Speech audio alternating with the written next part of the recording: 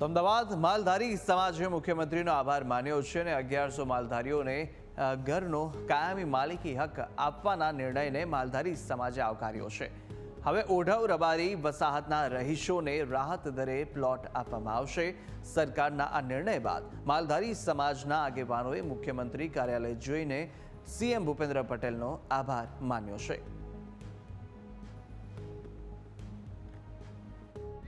આજે અમારા માલધારી સમાજ માટે વર્ષો જૂનો જે પ્રશ્ન હતો અને ગુજરાત સરકારના લોકલાડીલા મુખ્યમંત્રી શ્રી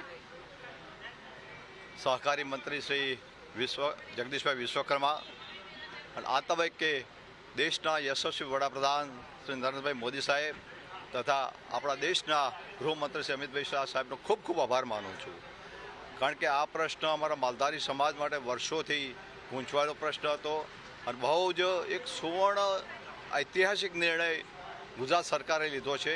એટલે આજે અમે સમગ્ર માલધારી સમાજ મળી અને મુખ્યમંત્રીશ્રીનું સન્માન કરવા માટે આવ્યા હતા। સાથે સાથે જગદીશભાઈ વિશ્વકર્માનું પણ સન્માન કર્યું।